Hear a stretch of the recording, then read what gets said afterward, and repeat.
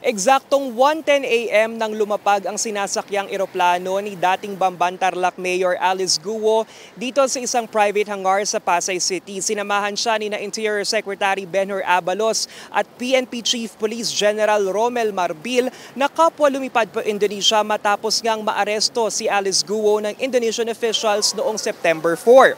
Sakay si Alice ng isang chartered flight na RPC 6188. Agad siyang sumailalim sa customs, immigration at quarantine procedures bago humarap sa media sa unang pagkakataon.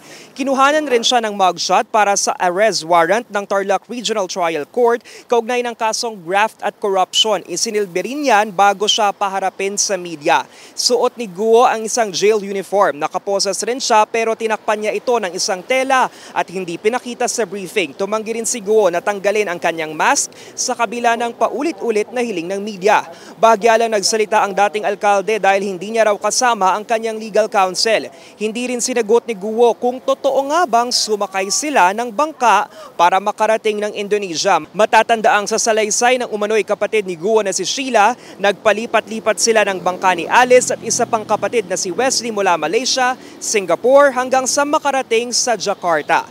Iginiit ng dating mayor na may banta sa kanyang buhay. Kino-confirm ko po ang lahat po na sinabi po ni Secretary na meron po akong death threats po at humingi po ako ng tulong po sa kanila.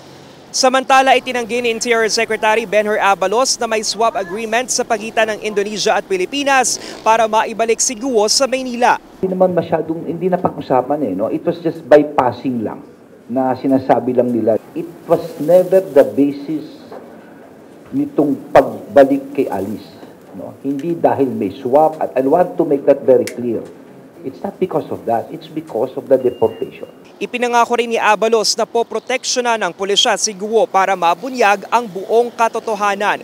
Ipinaliwanag naman ni PNP Chief Romel Marbil ang susunod na proseso sa pagbabalik bansa ng alkalde. Meron siyang standing warrant of arrest, and after that, pagka na-serve na-inform na yung court dun sa RTC, then kung napag-bail siya, then we will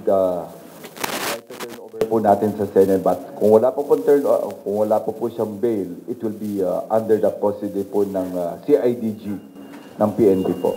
Sa ngayon, dinala muna si Guo sa Camp Crame sa Quezon City para doon magpalipas ng gabi. Para sa mga impormasyong napapanahon at on-demand, Lance Bejico, Newswatch Plus.